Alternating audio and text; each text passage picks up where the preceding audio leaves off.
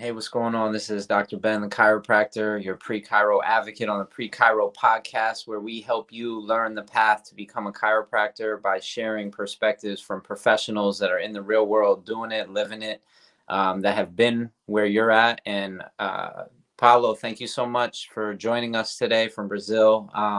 Can we just get started with you just sharing a little bit about your background and what you were doing before you became a chiropractor, and why did you decide to become a chiropractor?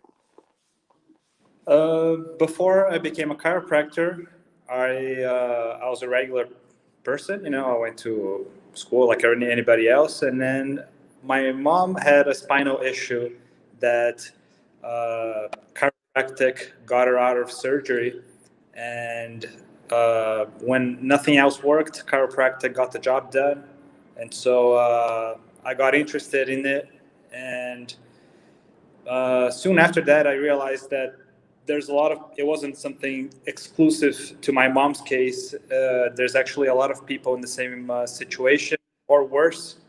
And chiropractic has a potential to help a lot of people.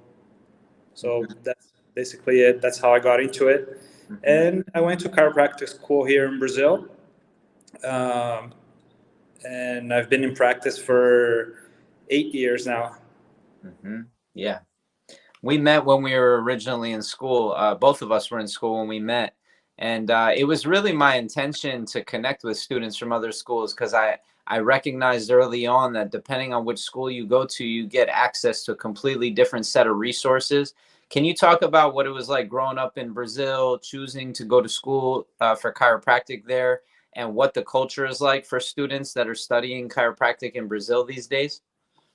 So basically, the schools here, I can't complain because in South America, as far as I know, I think there's only two schools, and both are here in Brazil. So, as far as that, I consider myself privileged to have access to schools here in South America. Um, but we can't compare the schools here to what you guys have over there in the United States. You guys have so much more access to so much more stuff that it's unbelievable. So as a matter of fact, when we met for the first time, this was back in 2011. The reason I was at Life West was to get a notion of how what you guys have there compared to what we have here. And basically here we have the basic course. Obviously anatomy and physiology and all the basic sciences. I would say it's the same studying here or over there. It doesn't change anything. But when it comes to technique and even philosophy, the chiropractic part of the course, the United States, you guys are way ahead of here in Brazil, and I would say it's probably way ahead of any other country in the world, because chiropractic is from there. So um, basically, all there is in chiropractic, you guys have it there. So in that sense, you guys are very privileged. So what if a student in Brazil was thinking to go to chiropractic school, but they didn't necessarily want to leave the country they were from? They wanted to stay in Brazil. What would be a message you would share with them? You can actually speak in Portuguese if you want, and we can isolate the message, or you can just share in English if you think that that message will reach them as well. But we're really trying to speak to that student who's considering going to chiropractic school in Brazil. What would you say to them? Why should they consider it instead of physical therapy? What would make them a good candidate to become a chiropractor, and why shouldn't they go to chiropractic? Why wouldn't they go to chiropractic school? What would make them like maybe not going for the right reasons or something? Mm-hmm. Yeah. So basically, orthopedists, and there's a lot of people in pain, patients in pain, and most of them go to orthopedists to begin with, or neurologists, something like that. But mostly, I'd say orthopedists. And the orthopedic profession, or the medical profession and orthopedists, they're more focused on fractures and dislocations and ruptured ligaments, ruptured muscles, so things of that nature. But most people in pain, they're not necessarily in pain because of a broken bone or because of a ruptured ligament. So what happens is a lot of those patients are referred to physical therapy, at least here in Brazil, because that's how the system is set up. So basically, the patient doesn't have a broken bone, but he's in pain. And so the orthopedist will refer to the physical therapist. But the physical therapy, essentially speaking, they're more focused and they're better at rehab. So, for example, you went to surgery for a broken bone and you're in a cast for 6 months. When you get out of the cast, you're going to need physical therapy for rehab. So that's what physical therapy is all about. So a lot of people in pain are not in pain because of broken bones, and they don't need rehab either. They need most of them, or a lot of them, need a spinal correction, and that's where chiropractic comes in. So in that sense, we tend to have a higher success rate because we're focused on a specific public, a specific type of patient that has chronic pain for the most part and doesn't know why. And a lot of those a lot of those cases they're being caused by spinal subluxation that are the patient sometimes doesn't even know they have it. Mm-hmm. Mm-hmm. So how would you share to a prospective student, like, why go become a chiropractor? It's not because of pain that they would want to go treat somebody with chronic pain. It's why would they want to go become a chiropractor from your point of view? Are you enjoying being a chiropractor? And if so, why? Oh, I'm enjoying a lot because we can help a lot of people. Mm-hmm. And like I said, a lot of people that wouldn't find help elsewhere, or it would be somewhat a partial help. They'd be, for example, on medication, or they'd be doing some type of treatment that wouldn't get the results that they would expect. Mm-hmm. So I think basically for a student or a potential student, they should be interested in helping people in a way that most times is not the case. Like it's a specific type of help. Let's put it this way. Mm-hmm. Mm-hmm. And what's the state of chiropractic in relationship to physical therapy down in Brazil? Which is the school you recommend students go to in Brazil, and why? So, well, physical therapy is a lot bigger here in Brazil compared to chiropractic, but because chiropractic is very recent here in Brazil. So the two schools that I talked about, one is here in São Paulo, the state of São Paulo, and another is in Rio Grande do Sul. So they're in two different states. Both are great schools. I don't think there's a preference to either one of them. But both of them started in the year of 2000. So the first group of chiropractors to graduate here in Brazil was in the year of 2005. So very recent. Okay. Physical therapy, on the other hand, has been around since, I don't even know, but they've been around for a longer time, a lot longer, and there's a greater number of physical therapists around. So Do you see the chiropractic profession growing in the future, and if so, in what way? oh yeah, for sure, because like I said, there's a lot of people that need our service, our specific type of service, and because of that, our results tend to be good. Not because we're better than anybody else, but because we're doing something different than what they're doing, more specific to their needs. So because of that, there's a general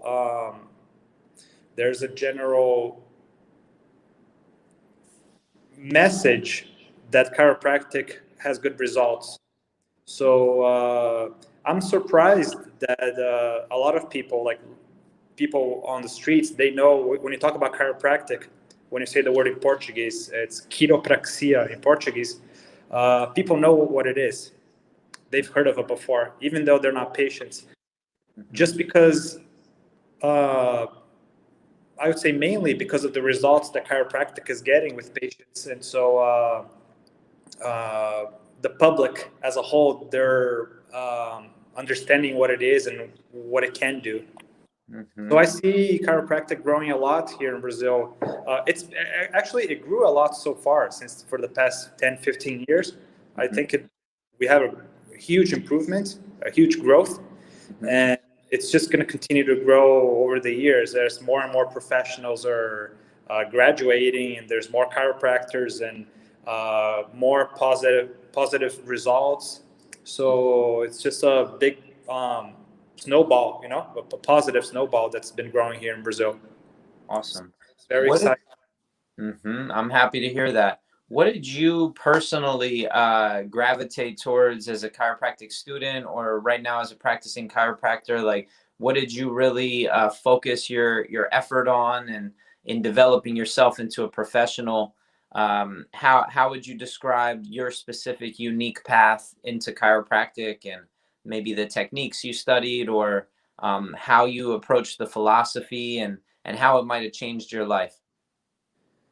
So I think, like I just said, the whole uniqueness of chiropractic is the spine and the nerve system. Not that that's unique to chiropractic. That's the human body, but the subluxation specifically. So the vertebral subluxation causes a specific type of interference to the nerve system that has a huge impact on the person's body and health and life, for that matter. So, so the philosophy of chiropractic, based on the subluxation and the nerve interference, what I found that made more sense to me, especially because of the result that my mom had with chiropractic, was specifically the upper cervical technique.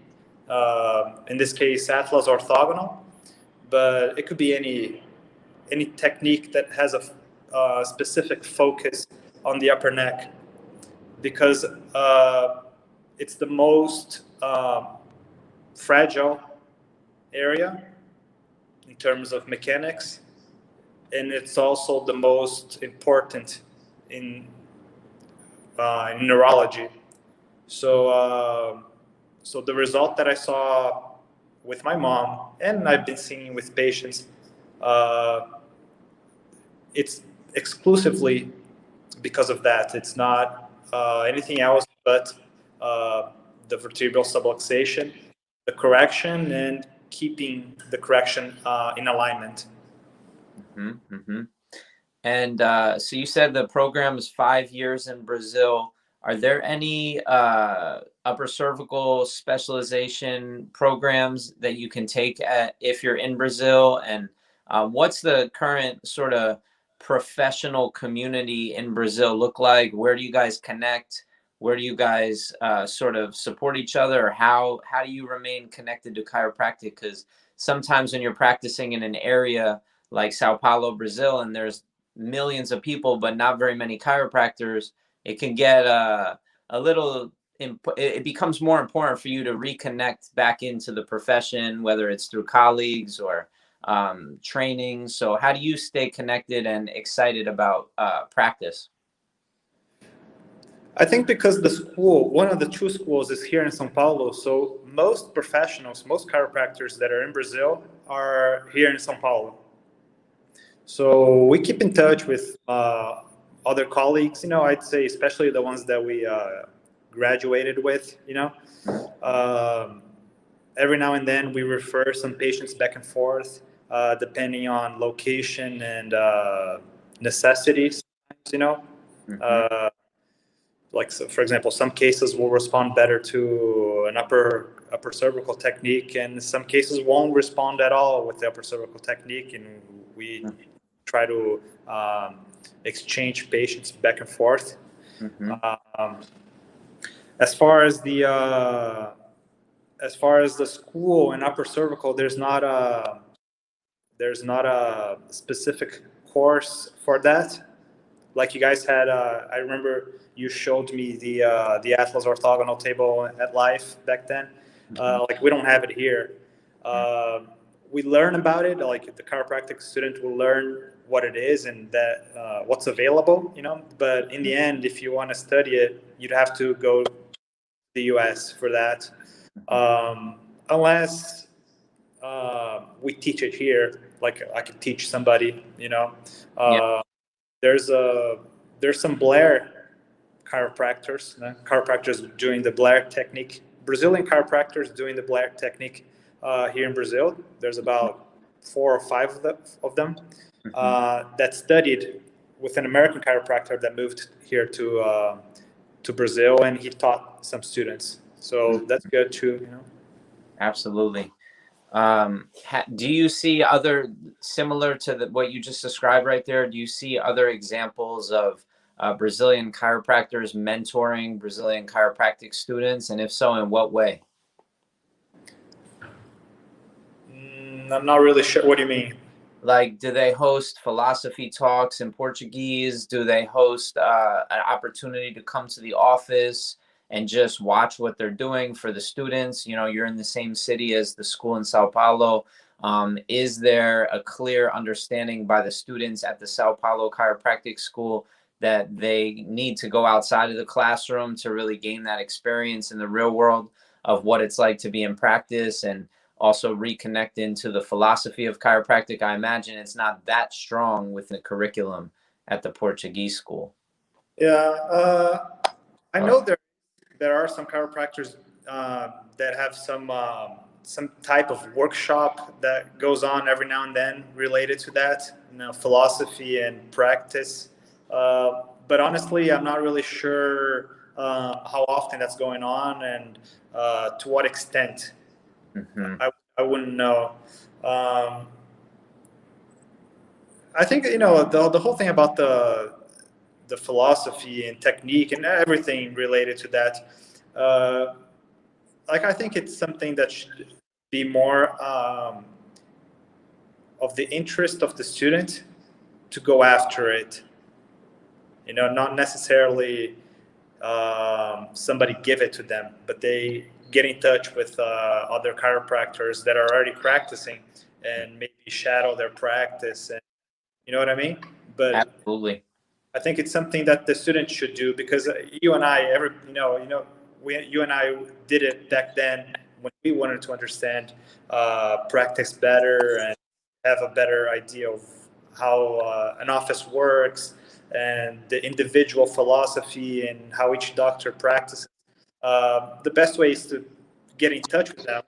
And at the time, I think everybody that I got in touch with received me as a student. They were happy to receive me, and it was a great experience for me, you know, for us as students to go in and shadow a doctor.